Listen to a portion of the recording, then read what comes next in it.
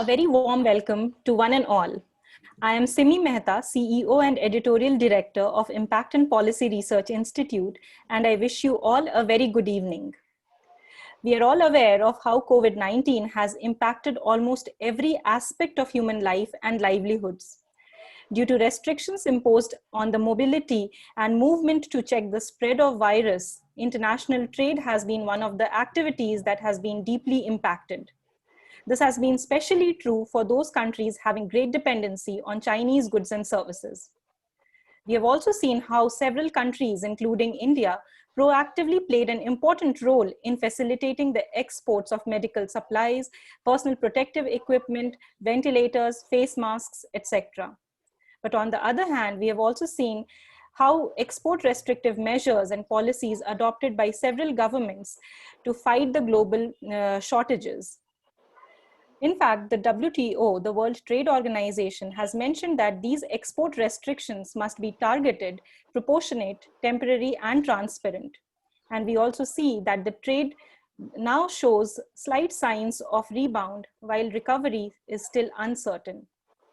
To gain a vivid understanding of what trade policy in the post-COVID-19 era looks like, we have all gathered here together this evening to be a testimony to an enthralling special lecture by Professor Manoj Pant, with the session being chaired by Professor Sugato Marjeet and insights from Mr. David Raskina and Mr. T.K. Arun. I now take the opportunity to introduce to you Professor Marjeet, the first distinguished professor at Indian Institute of Foreign Trade. He is the project director of Center for Training and Research in Public Finance and Policy, a Ministry of Finance funded initiative. Professor Marjeet is the former Vice Chancellor of University of Calcutta. He is the editor of the South Asian Journal of Macroeconomics and Public Finance. He was the RBI Chair, Professor of Industrial Economics at the Center Studies in Social Sciences in Calcutta, the first Sukhomoy Chakravarti Professor at the Center for Economic Studies, CESP, JNU. Professor Marjeet has also been a visiting professor at several reputed universities across the world and has published over 150 papers and several books with international journals and publishing houses like the Oxford University Press, Springer Nature, American Economic Review, etc. Professor Marjeet has been the recipient of several awards, including the prestigious Mahalanobis Gold Medal of the Econometric Society and the VKRV Rao National Prize. Sir, I am privileged to invite you to make your opening remarks. Over to you, sir.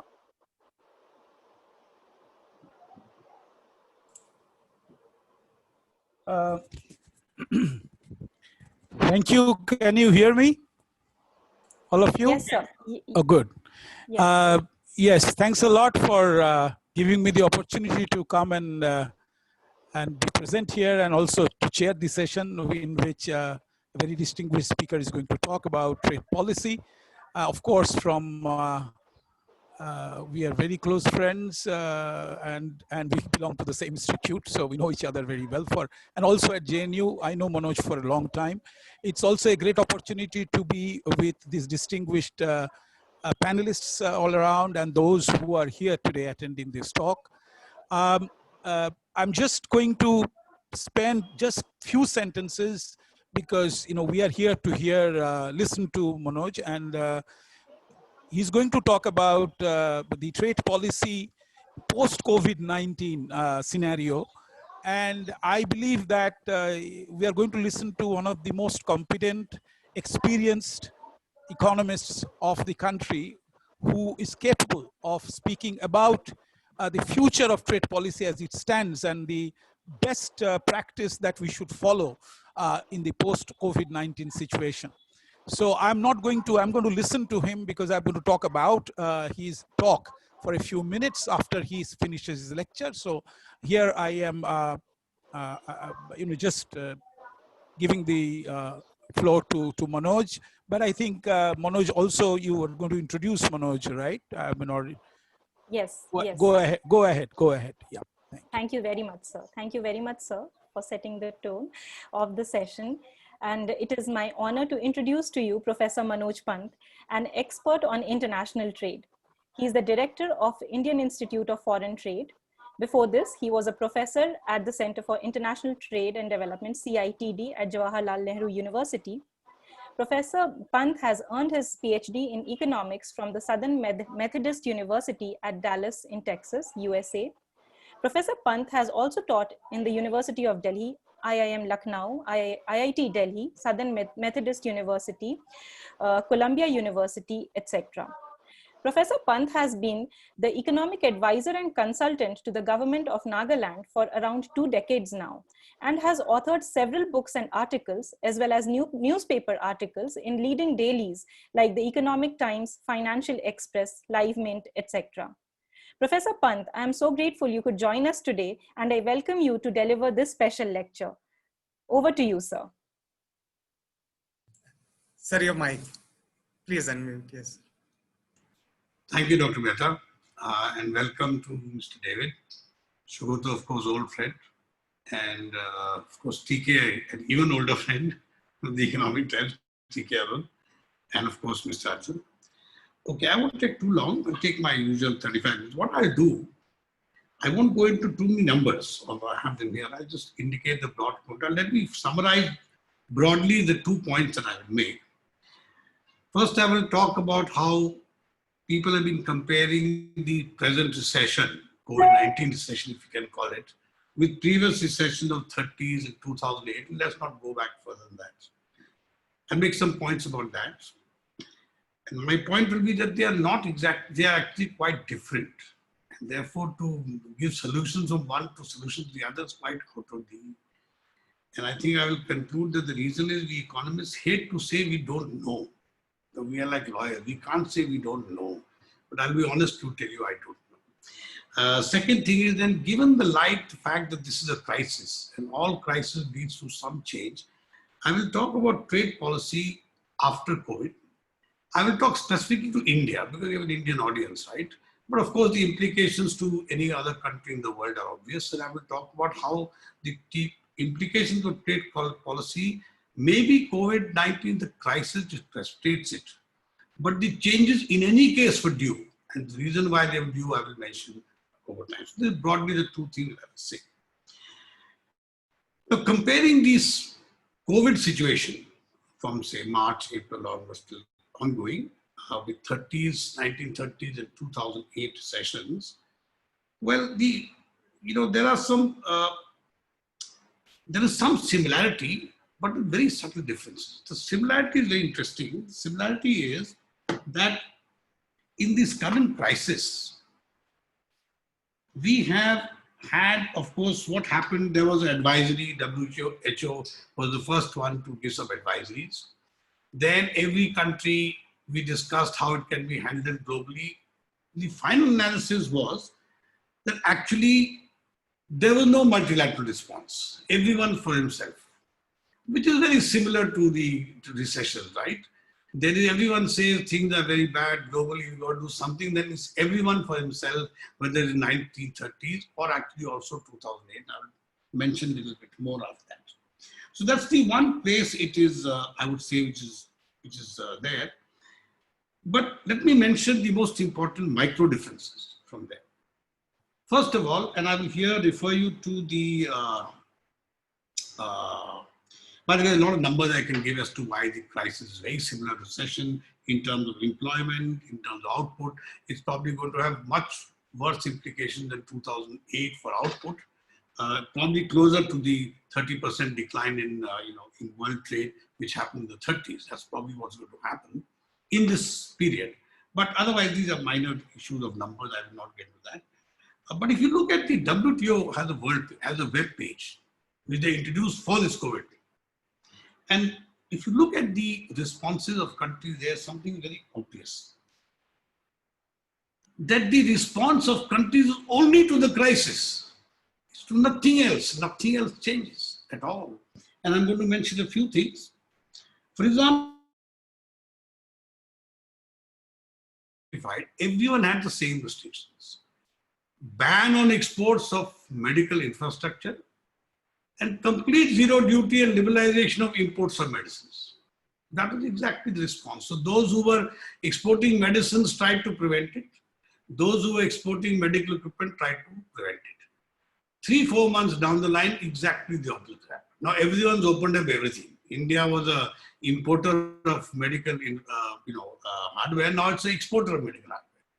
India was not exporting medicines, but very soon, because of pressures from various places. So countries use their bilateral pressures to tell someone, look, if you don't give me hardware, we won't give you software, if you allow me to use that term. And that's really all that happened. So the first problem is that this was not as broad-based a response as in earlier recessions, whether 1930s or 2008. Secondly, if you look again, as I mentioned, that the response was only on hardware and software as far as, if you allow me to use the word for medicinal products, but it was very soon reversed, didn't last very long. And finally, agricultural exports were never affected. No one prevented that. I must tell you a joke here. I was part of a committee of the ministry. And the only time I saw that was someone in UAE said, India must certify that the rice is COVID-free. So everyone's trying to figure out how the hell do we decide that the rice is COVID-free. But barring these funny incidents which do happen right in the beginning in early April, otherwise there's been no restrictions on exports of products as such. Now,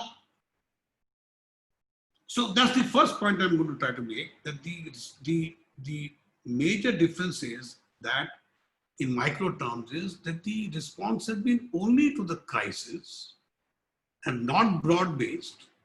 And in fact, the changes which have been taking place are only the response to the crisis as a consequence of trade. You know, countries have switched over their production to making medical hardware. Many are now making more medicines. India has a great opportunity, further opportunities, pharma. Beyond that, really nothing much. No major trade policy changes took place as happened in many of the other countries. Now let's look at the macro differences. And this is a very important point I'm going to come back to at the end. In the 1930s and the 2008 recessions followed, well, more than one decade in the case of 2008 and about a decade of unprecedented global expansion in trade. 80 to 2005, 2008 in the case of global trade now. Then 1920 or so to 1929, 30 in the case of 30. So unprecedented. So you had a build-up, economic build-up of about a decade or more than a decade after 1980 over here. And then you had, what we might call a financial crisis of a different nature in the 30s and a different nature in the 2000s, but both were financial crises, which led to problems with expectations. And then the recession started in both cases. So at least I will say that those two crises we understood because the issues were endogenous. We know there was an endogenous problem. The endogeneity because like usual trade cycles we read about in economics, it was caused by the economic expansion itself, which became too much. And then someone said, well, let's call a halt. And that's when the crisis started. On the other hand, the COVID is an exogenous crisis. It is not as if there's a build-up to it. It just happened. Now, so first of all, this crisis is an exogenous crisis. It is not an endogenous crisis, which is what these cycles, trade cycles that we learn, which lead to recessions are endogenous, not exogenous. So you cannot say, look what happened there, look what happened now, and let's do this. It makes no sense. But even in this pandemic, one interesting part which sets it apart from the other one, there was some cooperation. Why? Because the nature of the crisis was the public health, which is a public good. Whereas in the earlier crisis, it was all trade, right? Trade is not a public good. I can stop my import of shoes. It doesn't matter to anyone else in the world except me. But this was a public health crisis. So it was a public good, problem of failure of the collective individual to deliver public good. And then countries started cooperating, which of course was rare, and which set it apart at the macro level from the earlier crisis. Okay, so that's the first point, that one is an endogenous crisis, which we know how to handle in economics. And the other was a exogenous crisis, which frankly we don't know, because we have no literature on that as such. And then and exogenity led to some cooperation, mainly because of the public good nature of this crisis. The second and very important point, and I at least wrote about this quite a lot in my few columns in Mint and all, the COVID is due to a fear of the unknown. It is not something, why? Why is it? Why did this fatality hasn't been as bad? Some people say in many countries the fatality in the swine flu was worse. Others, which I have tried to argue, is that this TV and social media have built this thing even more than worse than it is. Here doctors say no, the responses we don't know. We still don't know till today what could happen to a person. So it's the fear of the unknown which is the problem in this case. On the other hand, in the earlier crisis of 30s, we know what happened. We know there was a failure of expectations, asymmetry information. Let me mention that since there are sure non-economics viewers here. What it meant is that there's a certain point of time where the expectations of producers and consumers don't match. That's what Keynes talked about. Producers like to produce more, but they say there's no market. Consumers would like to buy more, but they say there's no income.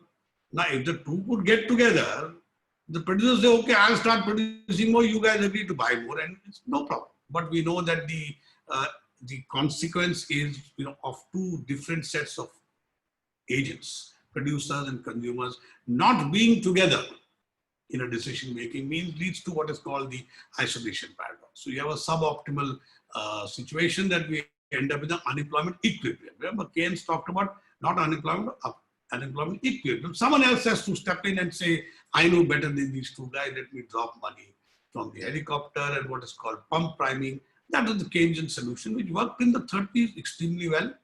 Didn't work in 2008 for different reasons, but at least kept the situation better than it is today. So in both the cases, we know, economics knows that there was some behavioral issues which are important. And those behavioral issues are what we know how we can do something to alter. But what are you going to do today? Today is not behavioral issues. I don't know. I don't know when TK Arun thinks, hey, look, I think I'm okay, I can move. It's very difficult. Keynes was able to develop his whole theory of unemployment largely on the basis of the fact that we know there is some point. So interest rates, when they rise, some expect them to fall, some expect them to rise further in speculation. But there's some interest rate beyond which everyone thinks the interest will fall, and then they all get rid of bonds or buy only bonds, and they hold only money. So everyone knows that. But we don't know. We don't know what's that level at which David's fear will be different, will be same as mine, same as TK's, or same as, I don't know, because I don't have it before. So please remember this is important. I'll come back to this at a later point. As far as I'm concerned, the issue today is not the COVID recession, how to get back to January 2020. We were still in recession, people forget, it's now all political finger pointing going on, but we are still at 2020 is where we want to get back to. We were stuck even at that point since 2008. So why think only about, and that's why I particularly personally believe, it's my view, I do believe that when we get out of this crisis, it will be a V-shaped recovery, certainly. It will not be, and I'll quickly end this part of it, I don't want to go too further. I say it's like a patient. We are like patients who've been told, hey, you've got terminal cancer, 10 days to go, all of us. And the 10th day, someone says, hey, sorry, we made a mistake. Things are not as bad as you thought. You've got a long life to go. You've got 30 years. What will happen? I'll probably go overboard in expenditure. But I don't know. I thought my life was over. Suddenly I'm told, hey, you've got a long time to go. I will probably respond much more exuberantly to the end than I would have in, let's say, March 2000. Because there I was led by past expectations of last 10 years where there was a recession. Just be clear about the 2000 recession that we were in before we did this. Since 2016, if I remember the numbers I have here, the IMF and the World Bank, see those two twin agencies are wonderful. World Bank is always more optimistic, IMF is always more.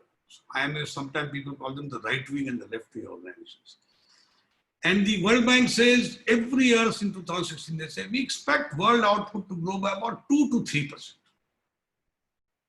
And then the IMF will come and say, no, I think it's going to be about 1.5 to 2%. Actually, it's about 1%. They have failed consistently in their method of in estimating whether the recession is going to be over globally. It hasn't happened. And that is, I won't get into now, that's an issue. So that's my point, that first of all, as far as these new recessions are concerned, the solutions to the two are completely different. And to say that now all governments have to do is pump money and problem solved, that's silly. I mean, that doesn't make any sense. And economics tells that doesn't make any sense. Unless I can solve the problem of expectations, that fear, let me not repeat a cliche, frankly, till everyone knows that either it's disappeared or it's become less effective, or if I know the vaccine is coming. Frankly, I think if someone came and said, we've got a vaccine, it'll all be over, let me tell you, I can guarantee you, it'll all be over. It's this fear which is the problem. It is not the lack of income. You know, let me mention one thing. Take the USA, whose numbers I looked at. If you look at the expenditure on food and medicines and health, the two things that were working over time, in fact, most of trade driven at that time was because of these two things, food and medicine products, is about 20%. So very simple, for 2 months, except for 20%, rest of the economy came to a stop. Why was India affected more?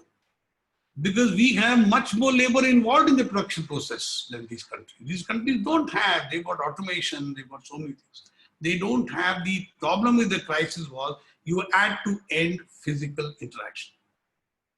So the one thing to do is stop all trade. No port people, no product transmission of COVID through rice, for example, can't come. For India, the problem was the opposite. Now, either you can do a solution like China did. You know, if you come out of Wuhan, what we heard, we'll shoot you. We can't do that. Look what happened to migrants in India. Although, frankly, that was the correct strategy. Just no one move out, but can't do that. So I'm just saying that the solutions to the two are completely different. And anyone who says that the way of the solution to the recession in 2019, fair enough. But to say now in this COVID, the way to solve the problem is to pump money into the economy, a bad mistake. I mean, this is not how it works. And if you look at it, as far as I can make out, the USA, for example, pumped in a lot of money after the COVID crisis. Please go back and look at the numbers. They gave 1,500, 1,100, 800, my daughter got it. Money to the income tax, nothing. Most people built up a nest egg. Not very little of that was translated to actual expenditure.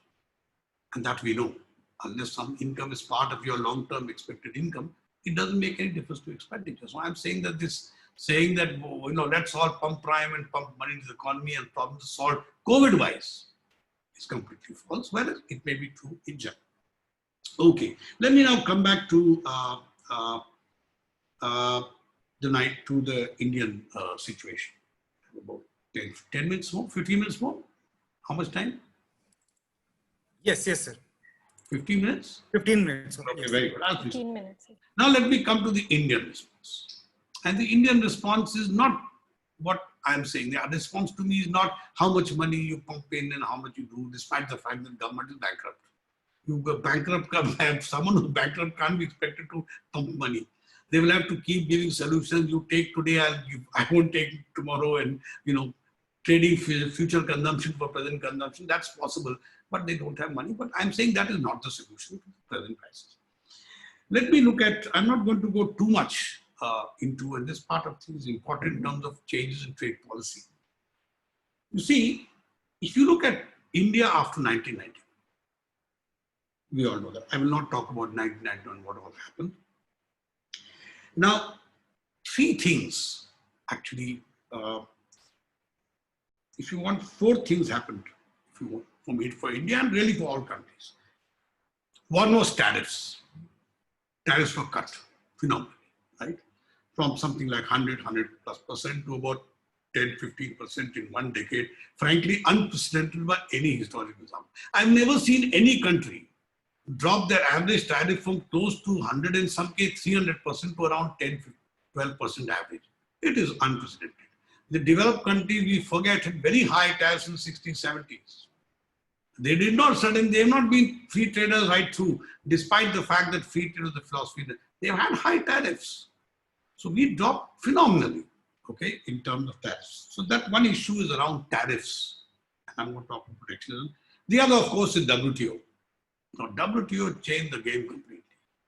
The 1948 GATT said, it was a voluntary agreement, right? We think it's a good idea to get together, see what happens if we don't cooperate.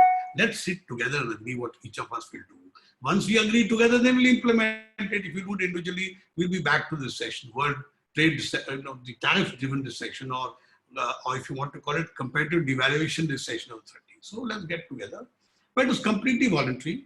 No one is penalized. All developing countries were given a carte blanche. If you want to come on board, fine. Don't want to, that's also okay. Because the political economy of USA was then not the developing country. Their political economy was, we have got the Second World War. We are the only ones who were standing. All the rest are gone. No infrastructure in Europe, nothing in Russia, nothing in Japan. We are the only guys. We've got this, huge ocean around us. We'll rebuild the world, the Marshall Plan. But we can only rebuild the world if people buy from us, right? So how do we make people buy from us? Let's make the world open. Let's end this old system of UK and Commonwealth preferences. Let's get on the new thing called the GATT, although they vetoed the ITO, so that we can now start progressing. And actually it's very successful. Free trade was extremely successful. Trade, global trade was very successful, spreading wealth around the world since 1950. So that's the second thing. Now what WTO does, it opens the game completely. 48 GATT was only about merchandise trade, commodities. GATT says no, WTO says no, we also have to be agriculture. And we also must talk about services. Then the multinationals say, what about us? We do everything. What about us? So then we have TRIMS. That is also not on the agenda. And then the big companies say, but we are spending all the money in research. Who's going to protect that? So you get TRIPS. So the agenda is now, everything is part of WTO and it is made mandatory. It's a huge jump from 1948. Anyway, that's the next game changer of WTO. Then we come to FDI, especially in the context of FDI. You will find that in the period 1990 onwards, number of investment measures were taken for investment liberalization. Even China did not have a reasonable foreign investment policy till 1990, foreign investment. India started with 93, I think, a plan which is said that we've now encouraged them. So FDI became an element of policy. Now, what is FDI? FDI, you are either trading either a service or a commodity. What else is there? You don't trade companies, right? You trade either technology which is not known, invisible, or you trade a service, or you trade a commodity. Nothing else is there. So it's a trade by any other means. So FDI became a new part, and finally RTAs. So what I'm going to argue is that all these things, the trade policy is no longer what it used to be in the 1960s and 70s, because the nature of the world game has changed completely. And therefore, to assess it on the basis of what very silly articles I hear in many media today from very well-known people, I think is quite silly. Let me indicate that. First of all, consider tariffs. So I'm saying trade policy now to me is not just a case of tariffs, it is tariffs plus your issues of WTO and FDI and plus the issue of RTAs. All these together make up trade policy. Let's look at tariffs. The first point I'm going to make is tariffs are no longer. The only visible thing we have is tariff is what is notified by people to the WTO. And people alter their applied tariffs, they can change. They cannot alter their bound tariffs, they can move their applied tariffs up and down, and that is what we talk about as protections. Take India also. But what I'm saying, going to argue is that this is no longer an indication of protectionism. And the reason is because the nature of commodities trade in the world has changed dramatically. From the 50s and 60s when we all learned, many of us learned, Subhato learned, I learned, and now we also teach what we call is protectionism. Protectionism is always meant, how do I raise my tariff, lower my tariff? I'm saying this is completely irrelevant because the world today, trade is dominated as what is called intra-industry trade, discovered in the mid-70s, which is that you are selling, let's say, cold rolled steel and you are importing Universal Trade Essentials. So it's trade within the same industrial classification, what we call, or if you want to call it more routine words, trade intermediates. It's no longer I export food and you bring me computers. That trade does not exist anymore. The whole of the literature on protection is fascinating because I teach the same thing in trade theory. All these theorems of free trade is the best, whether cooperative or non-cooperative, is built around this theory called the Herschel theorem, which, as far as I'm aware, does not explain anything. Empirically, the only thing which is supposed to be the most important determinant of trade is technology, which is not considered a factor in the traditional thing. So first of all this argument that free trade is the best policy, either unilaterally or multilaterally, is based on a theory which no longer has any validity because the nature of trade is completely changed. It's intra-industry trade. It's about 60-70%, minimum I would say 50-60% of world trade or what we call supply chains. So the relevant concept of protection is not nominal tariffs, but what we learned, I'm sure TK, you learned the same thing in college, Shubhot I'm sure did too, is something called, which we've forgotten, called the ERP, effective rate of protection. What does it do to my value added? Mr. David is here from Exim Bank, you will agree with me. What matters to me when I'm exporting a final product? What happens to the duties on my components too? I mean, if you raise the duty on my final product and at the same time you raise the duty on my components, I'm back to normal. What's the use to me? No protection. In fact, I will not mention here, those interested, I can tell you studies I've looked at which show that between 2005 and 2015, especially in certain select areas, the ERP is not changed at all.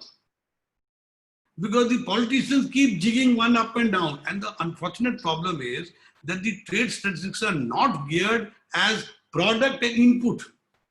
The product is somewhere in your statistics and the input is somewhere else. It's very laborious job to separate inputs and outputs in a normal available international trade data. So I don't know. I'm not saying we're not protection. I'm just saying I don't hear. What do people say? Oh my God, ceramic type duties have gone up by 20%. What does it matter?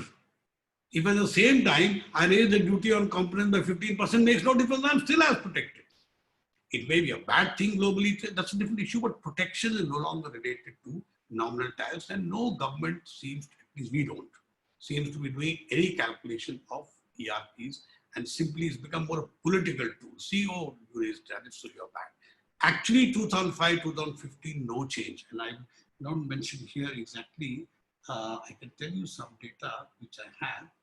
Yeah, in the, what is actually happening, that of course, whoever wants, I will tell them the reference for that. What is actually happening is protection is taking the form of non-tariff barriers. No one used tariffs. Interestingly, 2008 was a major world recession. 2009, world output fell by 1%. Yet go to the WTO site, no one raised tariffs, unlike 30s. What they did do is raise non-tariff barriers. US is probably the most guilty. Well, I would say China, I would say the whole of China is a non-tariff barrier first. I don't even know which part of China is a non-tariff. Whole China, starting from when you start speaking to them till you exit, everything is a non-tariff barrier in China. So this is the method by which people are using. It's better to calculate ERPs before saying a country has become more protectionist or less protectionist. That's one. Let's come to the second issue of trade agreements. So first point is evaluating trade policy as being protectionist on the grounds of the tariff changes. It would be nice as an article of faith, but as far as I know, is not supported by any trade theory. Because the nature of trade has changed. What was supposed to be protective is not what you are trading today. Herschel theorem doesn't determine trade today. Much of trade today is between developing countries, similar countries, not between dissimilar countries. It's not India and USA or Africa and Europe. It's not like that anymore. It's developing. Even developed country trade declined dramatically after the 1995s. It's all different nature of trade has changed. So how can you apply the same old criteria? Second thing is in the case of RTAs. Once again, everyone says, oh, India is the one. Media, I'm sorry to say, is very, oh my God, India really missed the bus in RCEP. India missed the bus. But please find out what India is saying. By the way, I'm not part of the government, if anyone thinks so, and I don't want to be a government spokesman. I never will be. TK knows that very well. But the fact remains, what is the government? And by the way, this ASEAN, which current government said they will meet, please note, in 2012, the then different government, that minister came on parliament and said, we've got to relook at the RTA also. And why is that? Look at the nature of trade. From 2008, the share of manufacturers in world trade has stayed at about something like 60%. It's not moving.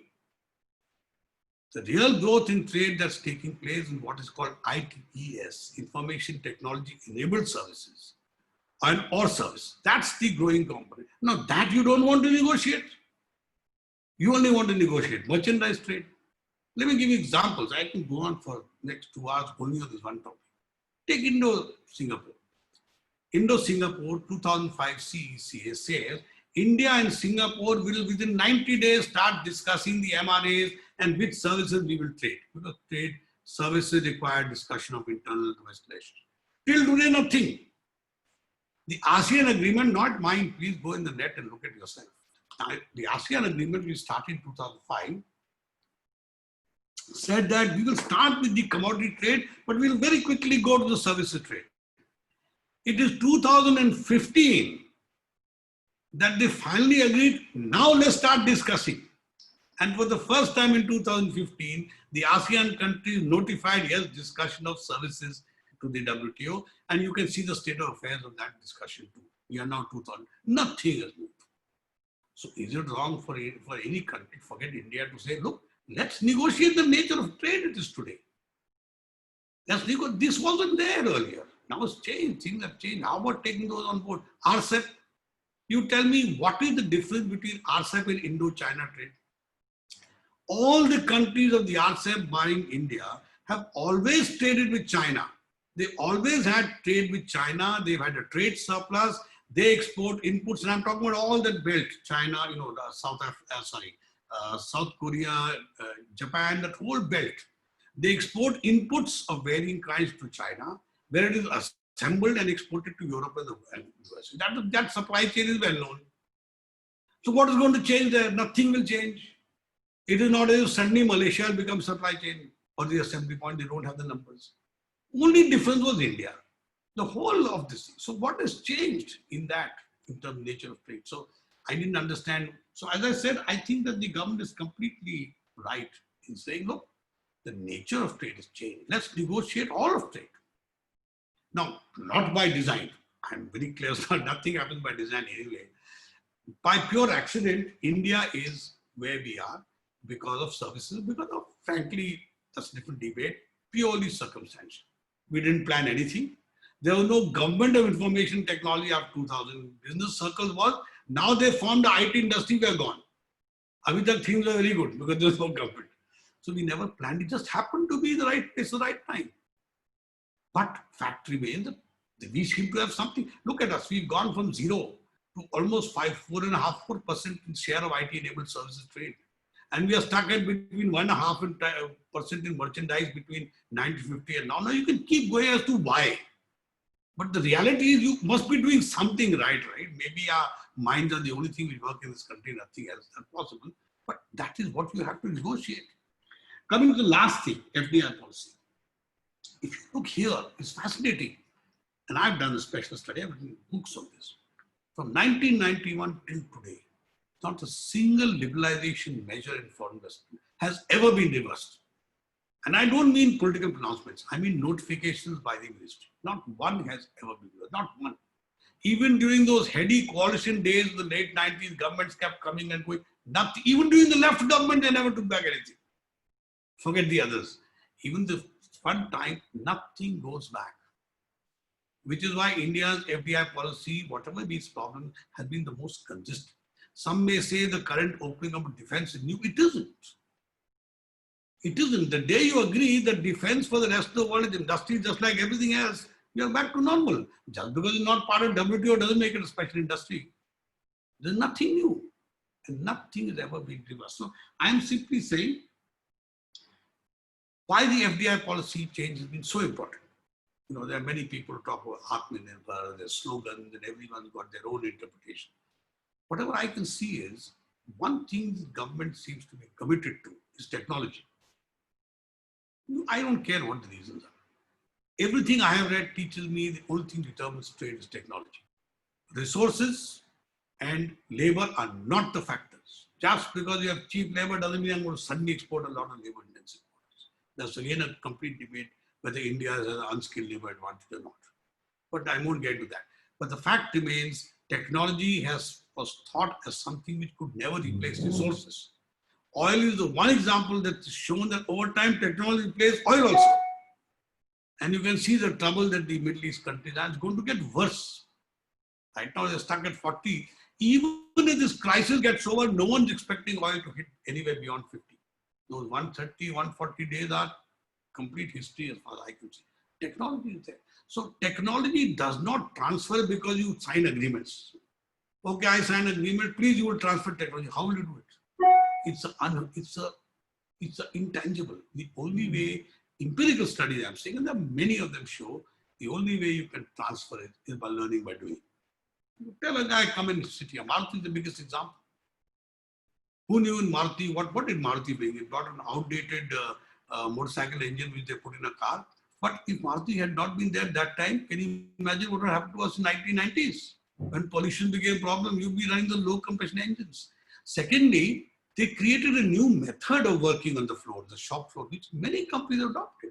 It's all learning by doing. You know, they hire the best labor because they've got standards. Then that best labor finds out that let's learn over here, and then they quickly leave and join other companies. So learning by doing, getting advantage of external economies and labor markets and in areas, locations, which is why you get these clusters, which is why you get this is the one you need. And this is not going to happen without FDI. So let me sort of stop here and say two things. First of all, just because we don't know anything else, let me be with my fellow economists say, I can't say mujhe pata nahi. You know, finance minister say, batao kya. If I say mujhe pata nahi, they say, bhaiya, wapas jao, tum masteri. I have to say something, right? Oh, yeah, absolutely. Now what you must do, change this and do that. Nothing will happen. As far as COVID is concerned, till that fear goes away. Because more money does not remove fear. The dead, you sad part of, well, not sad, I guess. It's a terrible word to use in the public address. Unfortunately, this thing seems to be killing the poor and the rich both. It's very worrying, right? Because TB you can ignore, is something which only hits the poor now, but this is hitting everyone. I mean, ministers are being hit by it, unheard of. That epidemic in India can hurt even the wine. I mean, actors, Amitabh Bachchan was in hospital, unheard of. So, you know, this is such an uncertain thing that every time I think of going on, I say, this can happen to Amitabh Bachchan, to mera kya hoga? I run back inside. So unless you solve that problem, this pump priming, and you have two cases that hasn't helped. One is the US and the other is China. China is going to recover for different reasons. But in the US, they spent plenty of money. Just go back to Trump's. So I'm saying that COVID, let's forget. COVID is a medical crisis. Let's not pretend we economists know or have any idea as to how to deal with the COVID, as we don't. At least I don't. Coming to the rest, what the COVID does, it makes us stop and think again, like the foreign exchange crisis of 80s. So what can we do new? Digital transactions. You know, we have learned in institution, you can actually be much more efficient. Just wouldn't try it because you didn't need to do it earlier. Efficiency can increase, certainly. Certain pay will also increase for those who don't use it. But things may change. But I said one thing. Today we are ready, after we have stopped taking this crisis, say that, look, it cannot be same discussion of trade policies before. He raised tariffs, therefore protected. He reduced tariffs, therefore non-protected. These are meaningless. Nature of world trade has changed. Nature of institutions has changed.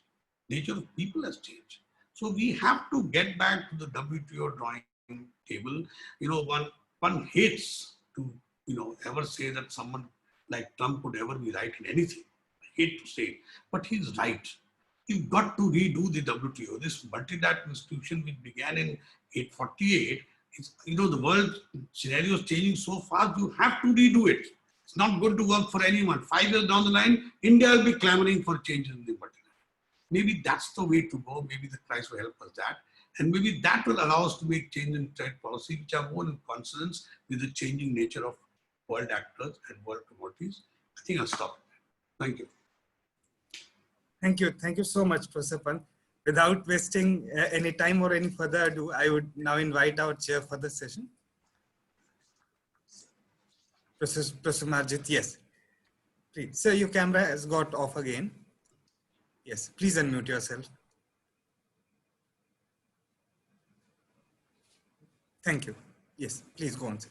Yes.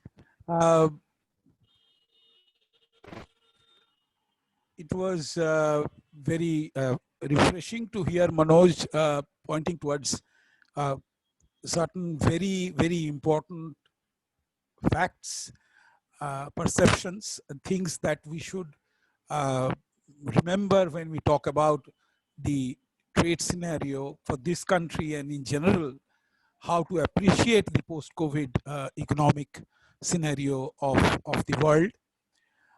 He pointed out quite a few interesting attributes of the process. And I think the first and foremost is the idea that because things are very, very uncertain and are not known at all, so we as economists try throwing around the policies that we are familiar with and just say that, you know, these will work. Now, as he has pointed out that, you know, all the recessions that we experienced before COVID-19 are very different from the one that we are experiencing now. So you have to think about in a different way. And in many ways, you may not have much to do about COVID actually. So you have to actually think about, the economists should think more about the economics rather than health conditions, because the doctors or some scientists will think about it. And maybe, you know, we would be suffering now, not only this year, but next year also. But the fact is that the humankind have been surviving for hundreds of thousands of years. So we will survive, and we will have to figure out how to survive in this kind of a constrained environment. So the interesting part that he pointed out, which you possibly, I think one should make note of, is he said that agricultural exports have not been affected much. Actually, we should now, one good thing that happened with COVID that I understand, and I think Manoj did not have time actually to develop into that, but I think it's important to understand that agriculture is a sector which is actually doing well, because, you know, because agriculture does badly because either you have rain, you don't have rains, or you have too much of rain. But otherwise, we have potential in agriculture, and agriculture should, in fact, agriculture growing at a rate of 3+ percentage point over a quarter, you know, is a remarkable achievement for Indian agriculture. And there is one little bit of very interesting statistics that the percentage of, average percentage of fallow land, you know, which is very typical characteristic of our agriculture, that average percentage has gone down drastically, which means that agricultural efforts are being sustained in an interesting manner. And you have to relate it to the recent policy that the government has taken, you know, independent of the fact that you may not like the policy or me like the policy, you may think that it is not going to do well to the farmers and so on. But the fact remains that there is an opportunity for more interest of private investment in agriculture, simply because we are almost sure now the standard routes of, or the avenues of investment, you know, are not going to look up, you know, in the next 6 months, for example, or in, you know, in maybe next 1 year. We do not know. Maybe they will look up, but this is again uncertain. So good thing is that agriculture, we should focus on agriculture. It's a positive thing that, you know, because of, you know, we are doing the right thing because of the wrong reason maybe. But the question is that agriculture needs to be focused. And that's, he has pointed out that agricultural exports have not been affected.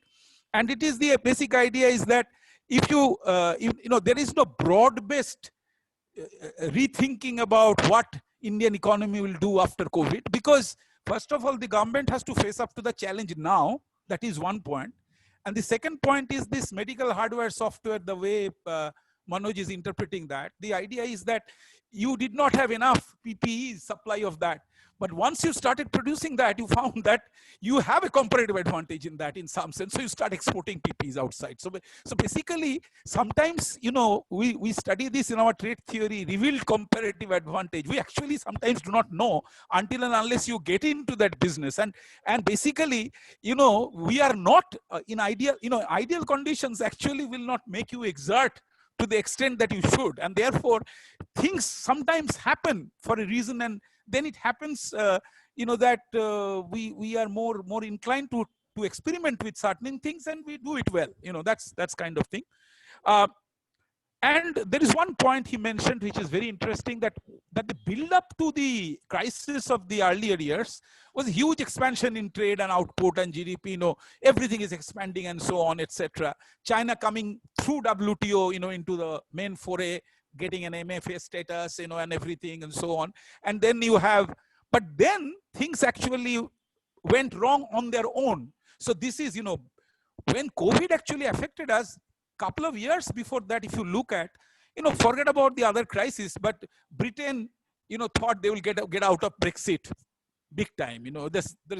So, this is not really, Britain is increasing tariff with European Union, or actually the ERP is being increased, or whatever it is. It is a jump, what we call sometimes it's a finite change. That is, we are not in EU anymore. And that has led to many such, sort of, you call it protectionism, we call it, in fact, this is something beyond protectionism. So that trend has been there. And before we could digest the consequence of that, we were hit by COVID-19. So that's there. So far as trade is concerned, as I'm in complete agreement with Manoj in two aspects, is that this RTAs and so on, that India is a part of, China is also part of. Main issue all has been actually to get more markets for China, because China, doesn't want markets in Vietnam or in Indonesia or in some other countries, because that's not they are looking for.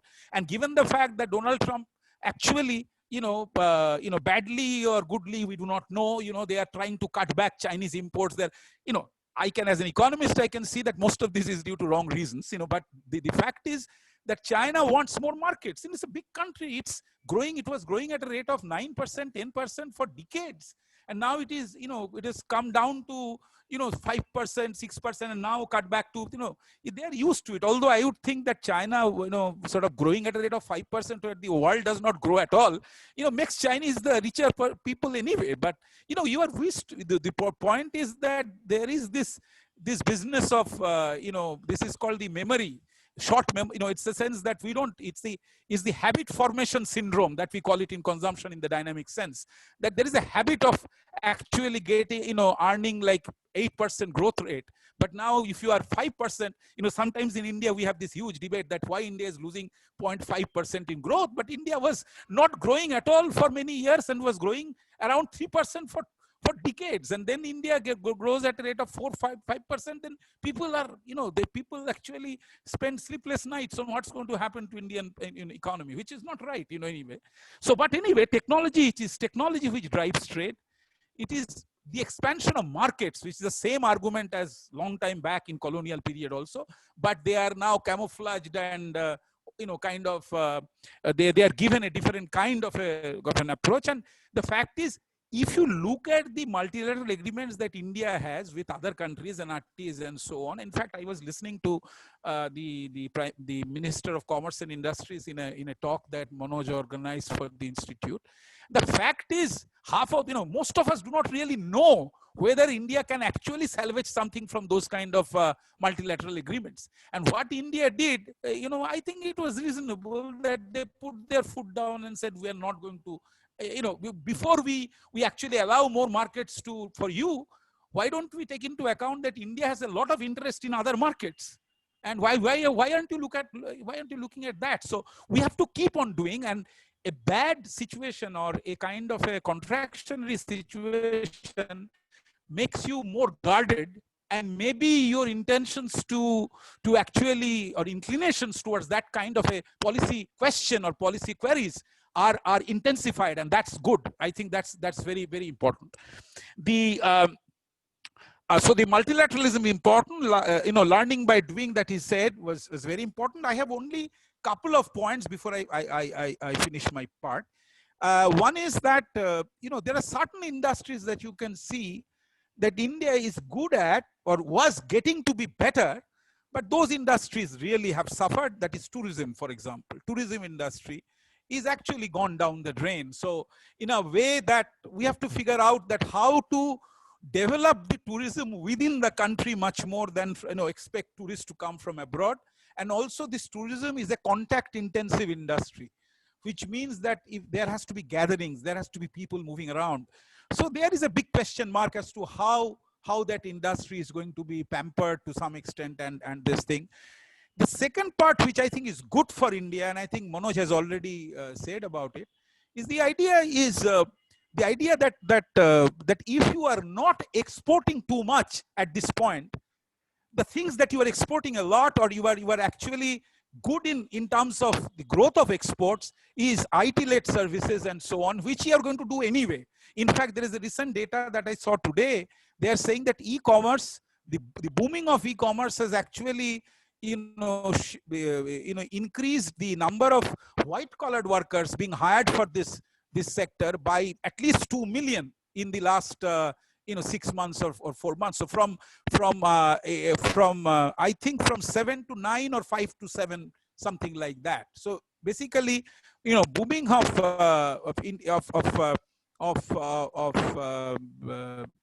e-commerce is a good thing, and India is not going to suffer to that extent, because this online syndrome is going to be much more intensified in post-COVID world, independent of whether a vaccine is discovered and invented. People, even having the finest vaccine, will still think thrice before getting into a crowded market or something like that.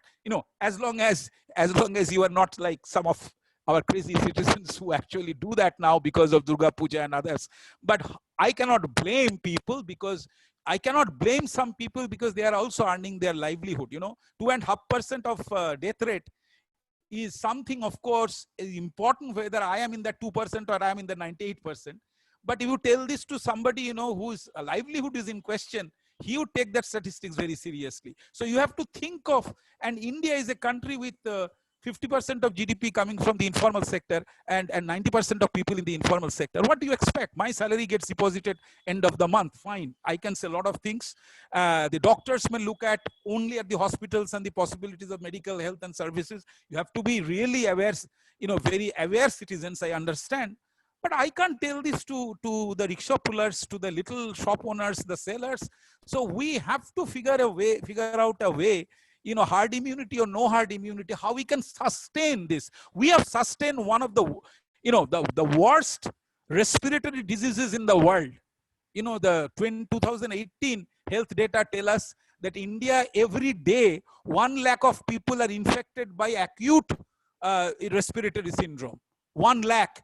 And major problem of this pneumonia or that kind of an acute syndrome is because the pollution that we had. Delhi is being a prime example for that. But we don't give in that easily. Indians are very hard to crack, because if you have been in that kind of pollution for 20 years, then you are very different from other citizens of the world, because essentially you are used to it. So the death rate is not very high, but yes, there would be medical concerns and so on.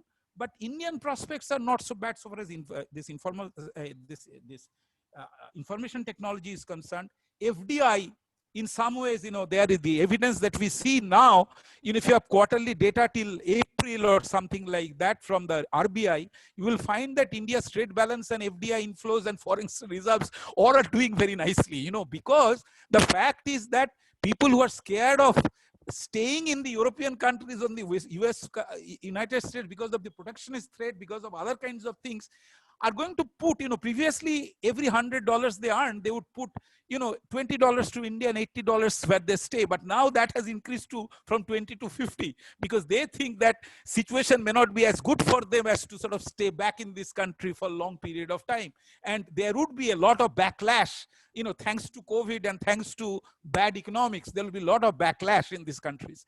There are other issues. India's import bill has been cutting down. It has been brought down drastically. Manoj has said technology has made it a point that oil cannot go up to 150 rupees a barrel or something like that. Which has to be, it has to be that we are cutting. So basically, our current account did not look that clumsy, because it is so far as the exports are concerned, we are not great exporters at this stage.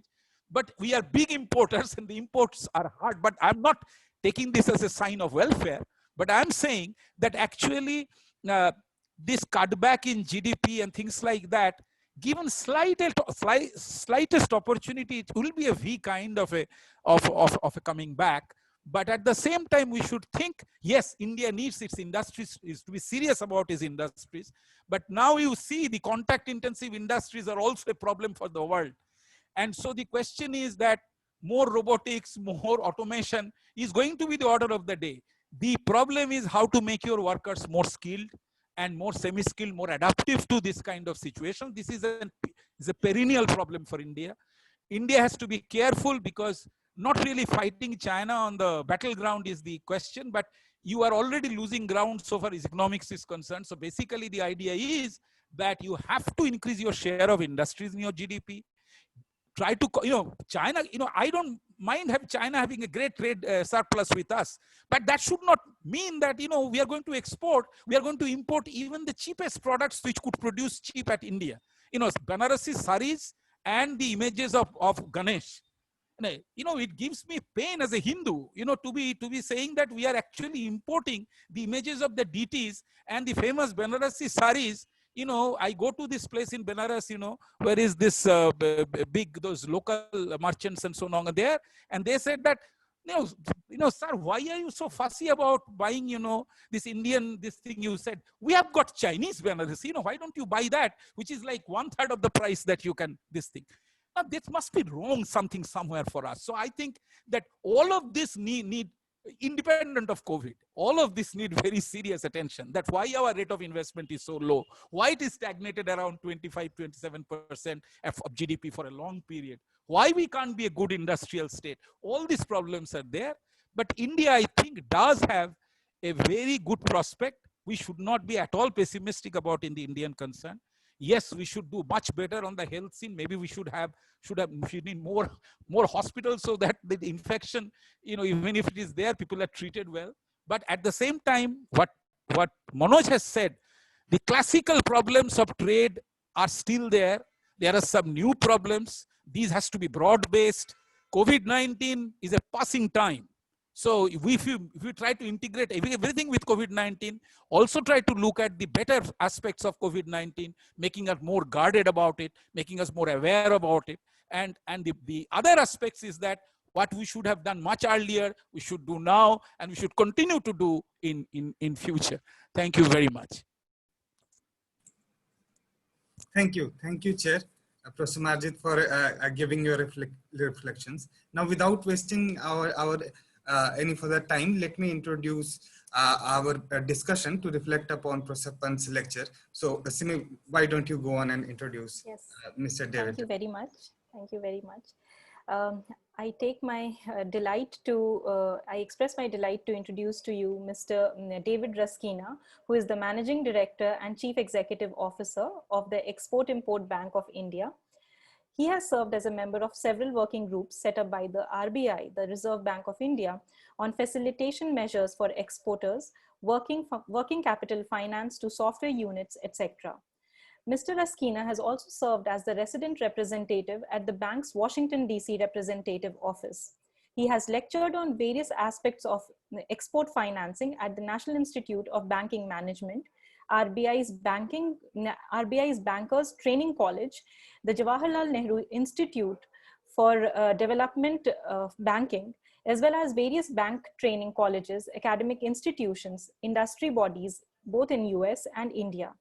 Mr. Raskina is a member of the national jury for the CII Exim Award for Business Excellence, a total quality management award based on the total quality management model of the European Foundation for Quality Management. Mr. Raskina's insights on export credit and Indian economy are highly sought after. We are so grateful to you, sir, that you could join us. I now invite you to make your comments. Thank you, sir. Thank you very much, Dr. Mehta, for your kind introduction. Ladies and gentlemen, it's been a pleasure to accept this invitation from IMPRI and to listen to the lecture by Professor Pant. Professor Pant, it is often said that economics is the dismal science, but I notice you managed to bring a smile to many of our faces repeatedly. So I don't know, either you're not an economist or economist is not a dismal science. After all, we'll have to pick and choose, but may I compliment you on a wonderful exposition where without using any numbers, you were able to make your points so brilliantly. It was really a pleasure listening to you. And I fully concur with what you said and what Professor Majid also just said. COVID is a one-off instance. And just as the Monetary Policy Committee looked through current spikes in inflation to look at monetary policy, we need to look through COVID. Whatever are the challenges facing Indian exports or the opportunities for Indian exports, they existed before COVID and they will exist after COVID. And we need to look at them without the lens of COVID. If we look at Indian exports between 2016 and 2019, 3 to 4 year period, Indian exports actually grew at a CAGR of 8% over this period. Now bear in mind that this is in dollar terms and the rupee was depreciating over this time. So if we take a look at the exports in physical units or in rupees, the growth is even more. So on the one hand, we can be very happy and sit back and say, hey, exports are doing very well. They're probably doing even better than many other aspects of the economy. And that is a valid way of looking at it.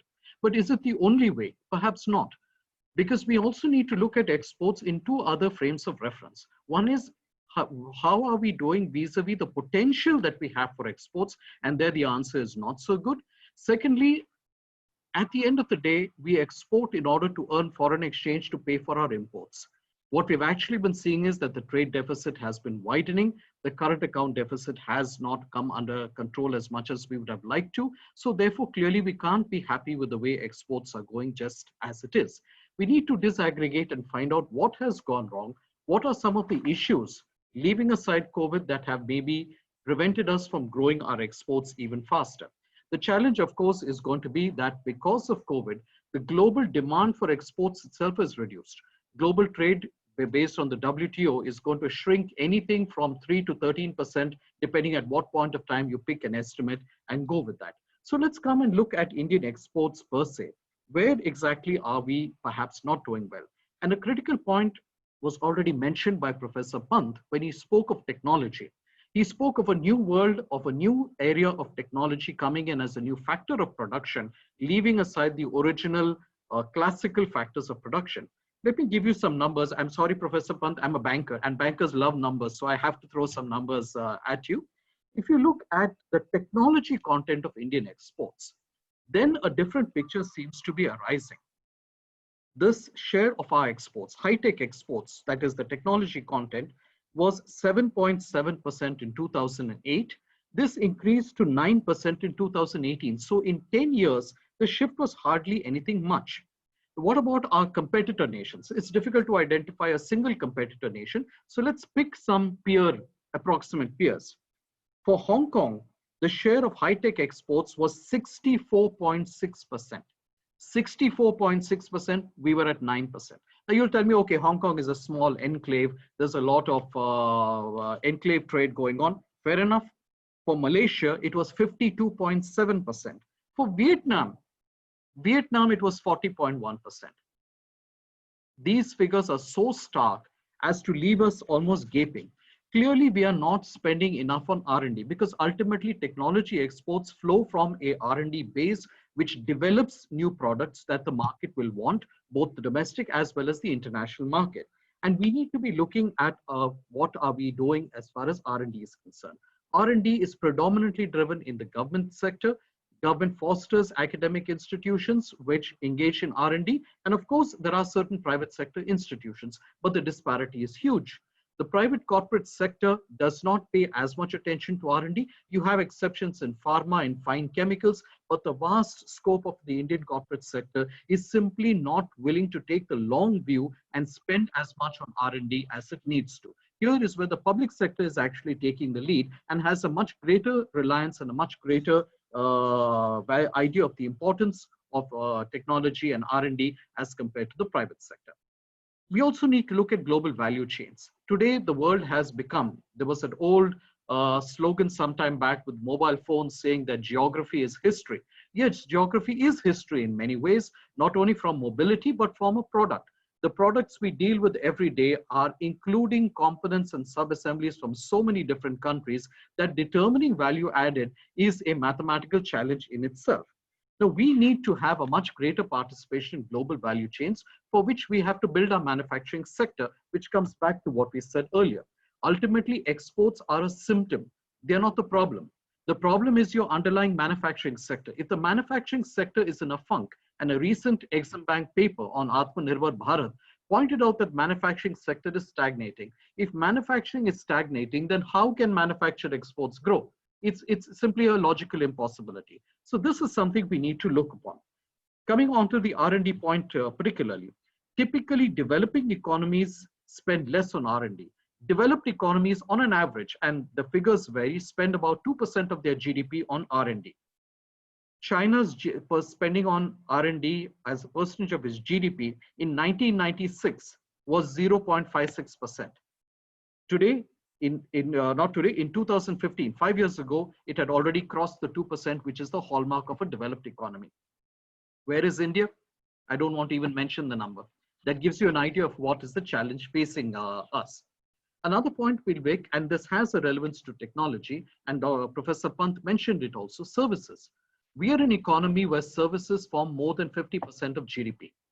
Yet when we talk of exports, most of the media, most of the discussion tends to focus around manufactured exports, because that is considered to be the traditional exports of goods. But exports of services are important. In fact, we are one of the few countries who run a surplus on services and a deficit on trade, which narrows the current account deficit. We do not give enough credit to services. I forget whether it was Professor Pant or Professor Majid who mentioned that our software industry grew perhaps because the government did not know really what was going on. And now that we have a ministry, it might be the other way about. Point is well taken. But this industry developed on its own and made a name for itself. Remember, as a share of manufactured exports, we are at barely 1.6 to 1.7%. In services, we are at 3.5% of global. So our share of global services exports is almost double our share of global manufactured exports. Very crudely, and I know I am oversimplifying, very crudely, we appear to be more than twice as competitive in services as we are in manufacturing. And yet, as Professor Pant mentioned, we do not pay enough attention to services as a matter of our regional trade negotiations. We do not give sufficient credit to this extremely important aspect of our area. Now, in terms of the FTAs also, I think enough has been said. There is very little that I can add to that.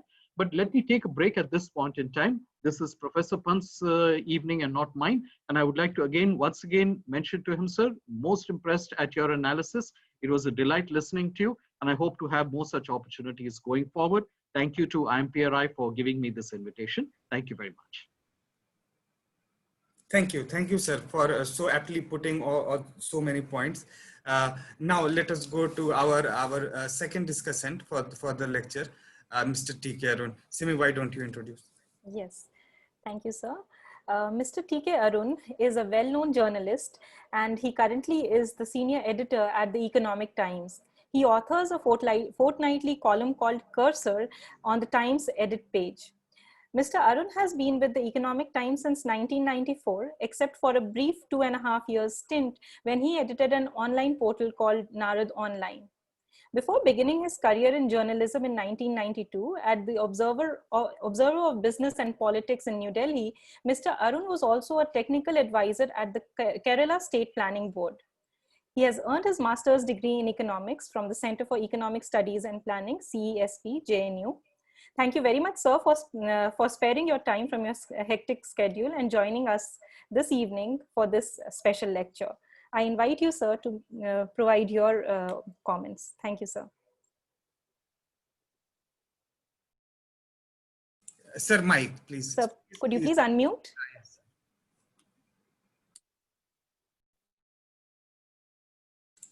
No, not working.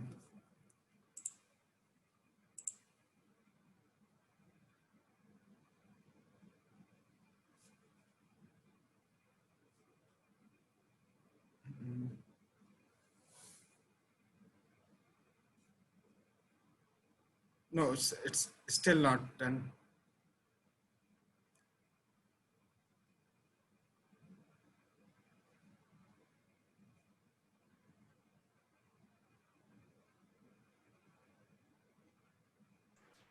Look at the bottom left-hand corner of your screen, TK. Yeah, got it. Yeah, no. Yeah. Hi. Since we are badly over time, I don't want to spend too much time making. I just want to say 2-3 points.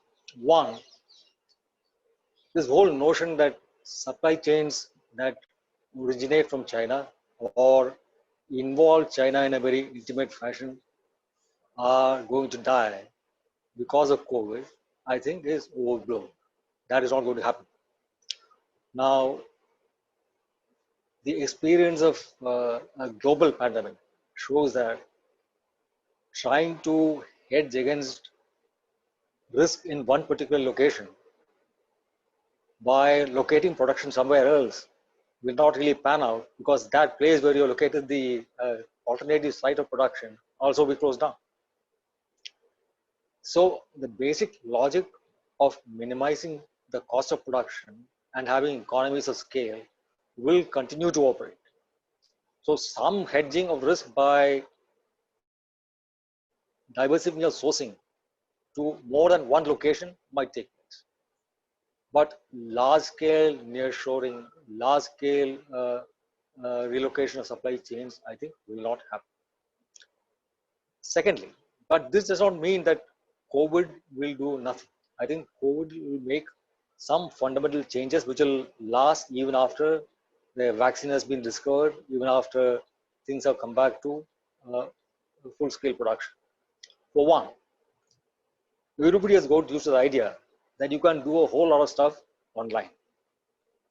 The digital mode of service delivery or working has now proved to be effective. So TCS says that they don't want more than a quarter of their workforce to work from the office. The rest, they say they can work from home. No, some companies don't want that. They want their people to still come and work. But clearly, there's no need for everybody who currently works in an office to come to the office and work every day. People might work from home. They might work from wherever. And if this is the case, if that home for an office that is in London, if that home is somewhere in India, what is the problem? It is possible to reimagine the distribution of work where geography is no longer crucial because you're working from home, to spread out the geographical location of workers across the globe, wherever they are capable of being availed of or being purchased at an efficient price and where the quality of work is decent. So this could actually mean additional work being outsourced to countries like India. Now, one sector of companies that are doing well even during the pandemic right now across the world is digital, the tech industry. That is the case in India also. Even today, the guidance for Infosys is up, for TCS is up, for HCL, Wipro, they are up, they're doing well. Now, I think there is another factor which we need to take more concrete cognizance of when we discuss economic strategy and trade. The largest proportion of people of an age group who can be trained in STEM subjects right now is in India. Absolutely the largest, and nowhere else. In China, it's declining very fast. In all of Europe together, they don't come to half of what India has. The other source of such young people is now Africa. But the Africans will take a couple of decades to reach a level of adaptability where the young people can be trained immediately into the kind of stuff that Indians are today capable of being trained into. So by keeping our quality of education shoddy for a very large proportion of our school and college system, we are actually forsaking very large economic potential we have as a nation. Third, now technology. I think we need to understand technology a little more complexly than purely in terms of how much technology we export. When you say China exports technology, does the technology that China export actually belong to a Chinese company?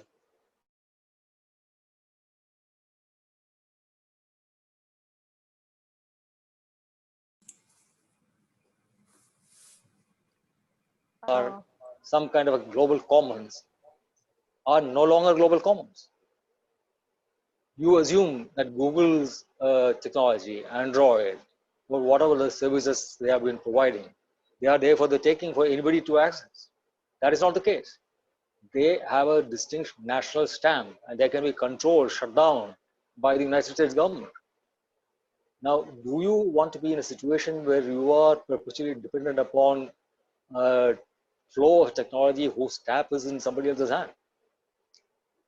Now, the Chinese are clearly going to go ahead and develop their own technology ecosystem. They will backward integrate right from the design of the chips, which currently ARM does for Qualcomm or wherever, or what Intel does. They will do the design. They will develop the machine to build the sophisticated chip making plants, which Taiwan currently has, which Intel currently has. And they will develop an indigenous technology system. Now, if you are serious about being strategically autonomous, or having the capability to decide our own destiny, then India needs to have this technological capability. So it doesn't mean that we have a phased manufacturing program for a telephone, for a handsets, where you include the plastic body, the battery charger, the adapter, and say, aha, we are doing manufacturing telephone. We need to be able to manufacture the chip. We need to be able to design the chip. We need to be able to do the chipset. We need to be able to manufacture or at least have the control the technology or the screen. So unless we reach there, to say that we are exporting technology will actually mean nothing. So we are at a very primitive level when it comes to our own technological capability. Now, what COVID has demonstrated is that a whole lot of resources that we have at our command can be summoned and channeled to produce concrete results, as in the case of PPP machines, as in the case of the equipment, as in the case of the respirators.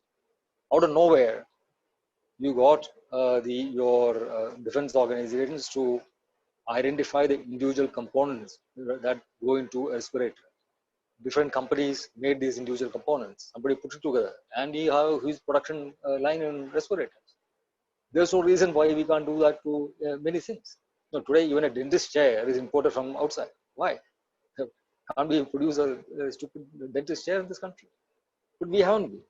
So I think many things will change from the realization that these are things we can do.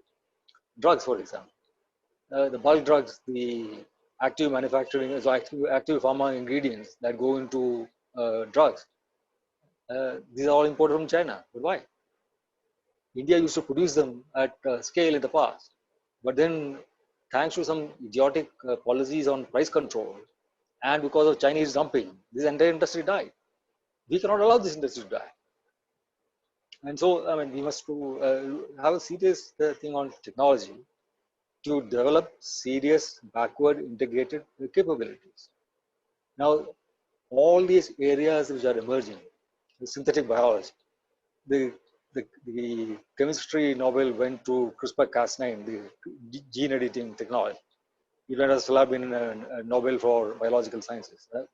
Because it is actually about how you can introduce a particular genetic sequence inside a virus and introduce that virus into the cell or the organism in which you want to do gene editing, and there it will actually cut the gene sequence exactly where you want it to.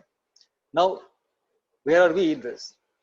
The Chinese have the capability, Americans have the capability, the French have the capability. Where is India? Now, we need to be able to do this, and we need to be able to do this precisely, not just by relying upon some borrowed technology. The new drugs that will be developed will be a product of synthetic biology. Today, there are cures for certain cancers which are available from Swiss multinationals at $1 million a dose. It is genetically tailored to a particular individual. It is being a reality. I think research in viruses that is going on now will produce wonderful cures. But then you need to be there if you want to gain from this. And these will not be amenable to reverse engineering the way we reverse engineered drugs in the 70s and the 80s. So we need to invest massively in our educational and healthcare infrastructure. And this is a basic challenge because it is ultimately human potential which articulates itself as economic and production capability.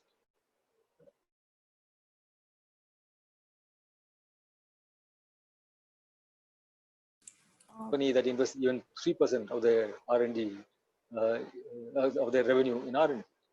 So we need to have some ambition in our private sector. And the private sector ambitions are destroyed by high levels of protection. The question is not whether they have high levels of effective protection. If they have large amounts of protection, and if we have a financial system, a banking system, which allows industry to make high returns on whatever investment they make, purely by over-invoicing their project cost and taking money out of the system, even before setting up a plant, I mean, they have actually made their return. If you allow this kind of a situation to come persist, our industry will have no ambition to create value, to invest in R&D and become world competing businesses. It will disappear. So it is not just a question of it's an R&D policy. It's your overall economic and political culture which will determine whether our industry has the fire in the belly to be at the cutting edge in technology and in generating real value. And so this is a huge agenda. The only thing is that COVID has sort of exposed some of the weaknesses that we have. And I hope we will be able to rise to the occasion. One last thing, one thing where COVID will change things, as in real estate. If people work from home, I have 3 people working from home in my place. We have a full house. The resources are required. Luckily, our houses, we have 3 different rooms where people can work simultaneously without interfering with yours. The bulk of our IT workforce, people in their 20s, kids, they live in their flats, 5 to a flat, sharing the room. Basically, it's a place where they come home, sleep and drink and they'll go work in the office, right? Now, they cannot work from home from these kind of congested places. What is security of their client data? How do they ensure that they can work not only undisturbed, but without their data being disclosed to people who should not see that data? So you need a different kind of real estate design coming up. Perhaps larger homes, perhaps professionally run work centers close to where people stay, so that you can hop across and work from there in privacy and security. You will need to have massive investments in cyber security, so that you can actually keep your things secure without being swooped on by other people. So there are multiple kinds of changes that COVID will introduce and will probably last far beyond the arrival of the vaccine. Now, we are not part of any global supply chains. So therefore, for us, it still matters what kind of trade policy we have. Bangladesh today has a per capita income that is higher than India. But 30% of the Bangladeshi garment industry comes from Indian investment, right? And that is primarily because Bangladesh has access to Europe and America on preferential terms because it's an LDC. So they might also lose that status, we don't know, because their incomes are going up. But access to markets matters for us because we are not part of any supply chain. And we need to be mindful of this. And the bulk of our protection actually goes to our largest industrialists. We had a minimum import price of steel. We had an anti-dumping duty on steel and on synthetic fiber. We have protection for aluminum. What about the downstream industries which use steel, aluminum, synthetic fiber? And what do they do? What protection do they get? Their costs are high because you're protecting our large industries. And their products in turn become non-competitive because a lot of these duties cannot be drawn back. So we have to rethink our basic competitiveness on what kind of protection we offer our large bulk producers. Those inputs are used by industry at large to produce the goods that people consume and they export. I think I'll stop there. Thank you. Thank you. Thank you, Arun sir. In the interest of time, Professor Pant, should I collect all the question and come to you? Yes, yes. So many questions have come. Just adding to what Arun sir has said, that we all know the Zhangzhou data company based in China spying all of us here. So again, those concerns are coming when we're talking about tech. And Arun sir also mentioned something about real estate design. I am working with Tongji University in China, and there I am with Professor Su, and I work on housing and real estate. They are doing that. With simulation and other things, designing houses, and I really can't tell you over WeChat, and we are having that things. They are far ahead in respect of what we are doing. They are also having industry IoT. Many things are changing, but I totally agree with what Arun sir is saying, that the larger trade thing will not change. We have Atmanirbhar Bharat. UK, Britain has something called Project Defend. So I would totally agree with what Professor Pant is saying. The nature of trade is changing. The protectionism, our chair really mentioned that this is beyond protectionism, non-tariff barriers and other thing which sir has raised. And sir has really highlighted that the technology and R&D, our discussants also highlighted that those are the things we really need to look at. And in terms of tariff, I really wanted to add that the terms of trade between US and China, US has raised their duty from 7% to 21%, vis-a-vis China has raised from 17 to 21%, the average figures which what the Economist is reporting. Most of the questions, thankfully, is on China. So I think sir can give a normal commentary on China, what is going on that part. But sir, RCEP, many things sir has really touched upon. Their company Ant also had IPO this last week in New York, and they have more than 1 billion active users of that digital banking there. So that is also the terms of services trade also, I think we will have to see. Really, sir, one phenomena I really like to add also because of US-China trade war and now what the global situation is. Earlier also, during the last decade, one phenomena which the global media is rather saying, the globalization, which our chair also, in fact, Professor Pant also raised.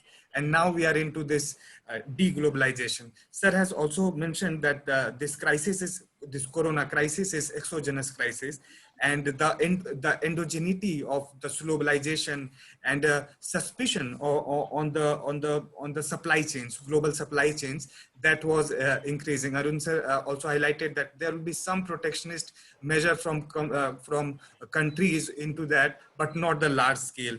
Sir, what do you think that looking into the long-term expectation would be the changes going forward for India, especially this in the short to medium term, affecting all of this? And really, sir has said that this has made up stop and rethink again. And how do we do it again and negotiate? So, sir, what should be the way ahead? Also, the numbers have come, and they are also not pessimistic. I would say the numbers are really reaching. Our macroeconomy is strong. So, what really our trade policy or direction should be? Over to you. Some more questions have come. But in the interest of time, on Doha development round, there is something. And on manufacturing, one question is on STEM to Arun sir. I would suggest to send you in the chat box. Professor Pant, over to you. And sir, if you allow, we can have one minute to our discussion. If Professor Okay. Pant, over to you. So what do you want me to answer? No, sir, the concluding comments I would rather say. Okay, so you don't want me to specifically answer the question. sure.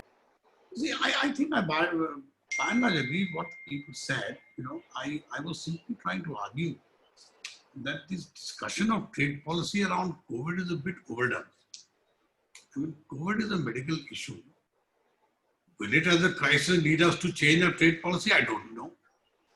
All I'm saying is nothing much has changed as such. You know, now, I think Arun and TK and many people talked about. I'm glad we all agree on two things. One is the role of technology, one of R&D. I mean, that at least I'm glad we are. Now, how do we do this? Now, I'm simply saying that sometimes it may not be a great idea to reinvent the wheel. You don't really want to start making microchips again, maybe for 30 years from now.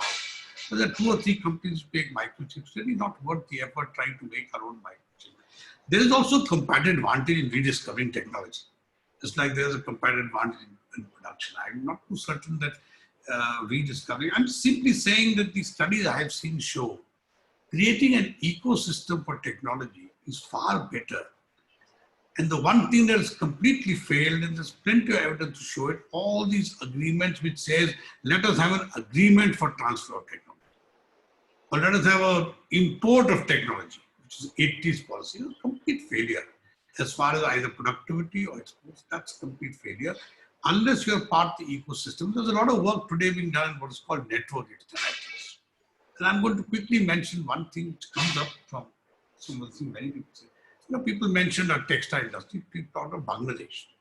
You forget that Bangladesh's performance, apart from the GSP preference they have, is not entirely because of Bangladesh. Bangladesh's industry has been led by the South Koreans. They relocated it. Always the Bangladesh industry in textiles has been run by the South Koreans. And they cater to one market, the US market. You notice one thing, small thing, in Bangladesh, you cannot get t-shirts with pockets.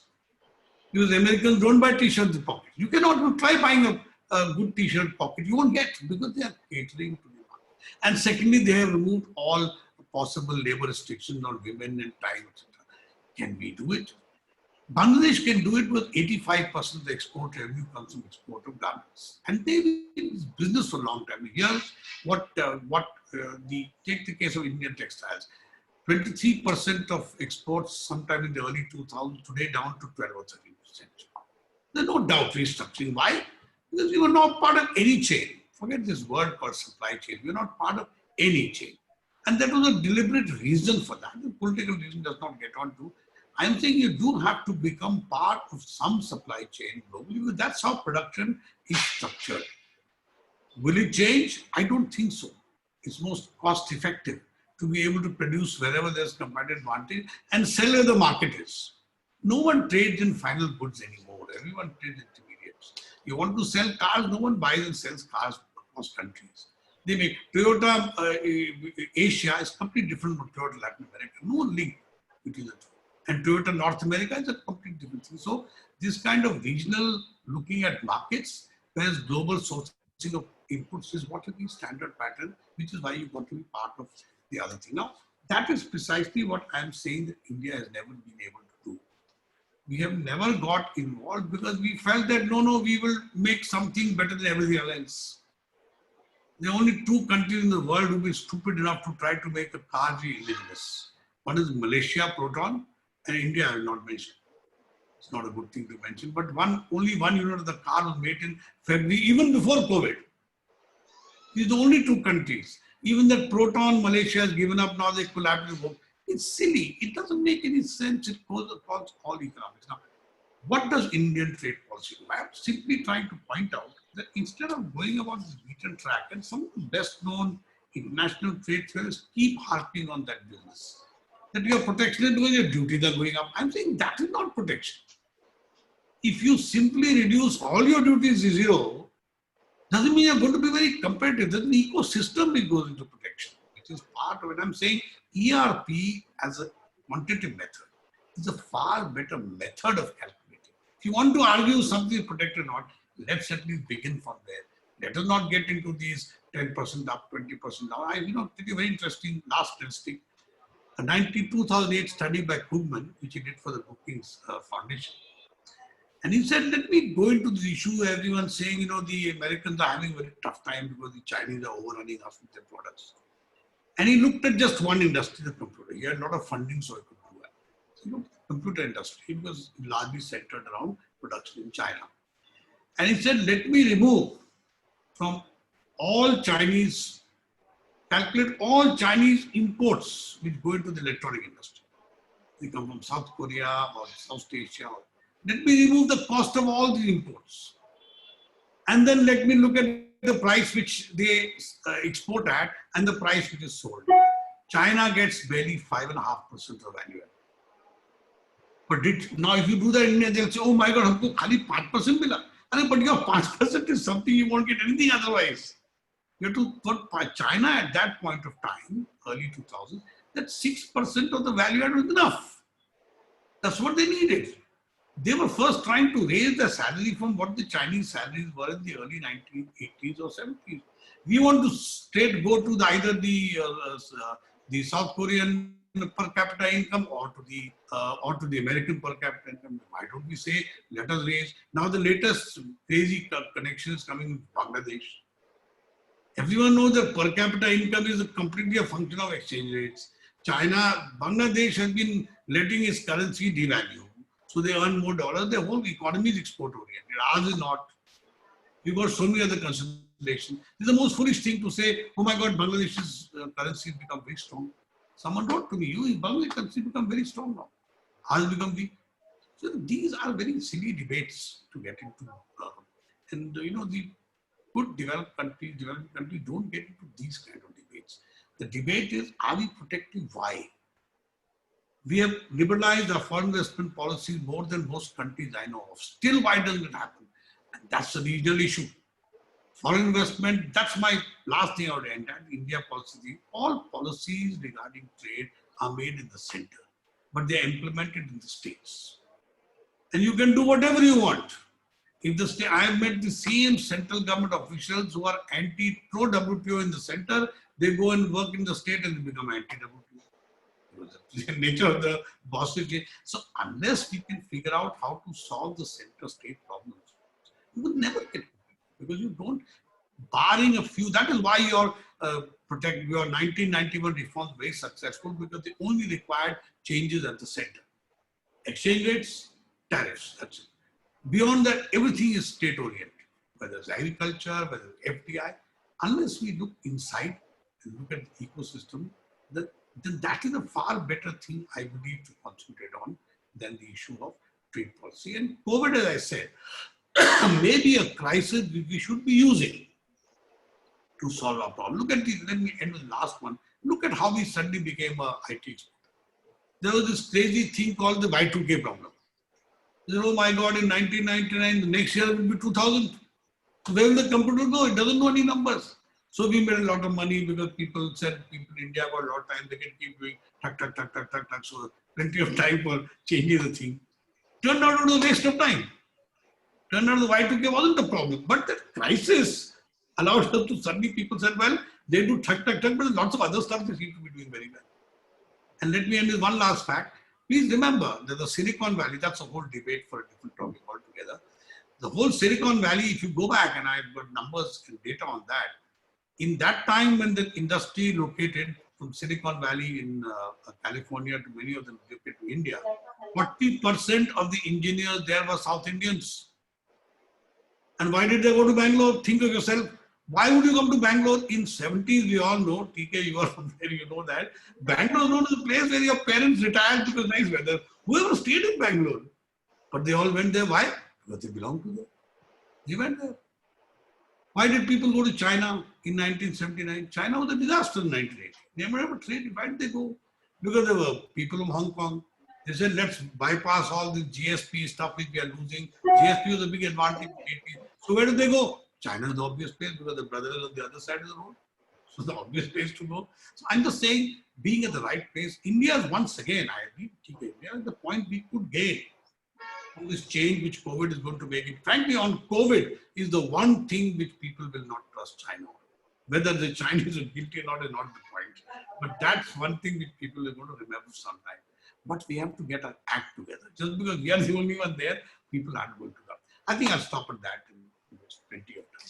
Thank you once again. I enjoyed the debate. Thank you, Principal. I think our discussions also have many things to touch upon. So, or we can also wrap. But Arun sir, would you like to add anything? No, actually, I have to clear the edits now. I'm very late. Yes, helicopter economy, so many things. Really, I think in the interest of time, we should wrap. Simi, why don't you propose a vote of thanks? Yes. Thank you very much, sir. Thank you very much to everyone. It is my honor to propose the vote of thanks for this special lecture. I, Simi Mehta, CEO and Editorial Director of IMPRI, extend my heartfelt gratitude to Professor Pant, Professor Marjit, Mr. David and Mr. T.K. Arun for generously sparing your time from your busy schedules and contributing to such an enriching discussion. I hope we'll have the opportunity to engage with you again in future deliberations. I thank the audience for joining us on Zoom and Facebook Live.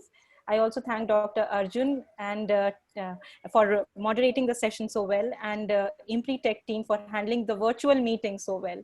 Thank you again, and I wish you all a very, very wonderful evening. Stay safe, and thank you. Have a good evening. Thank you. Thank you. Bye. Thank you. Thank you, sir. Thank you all.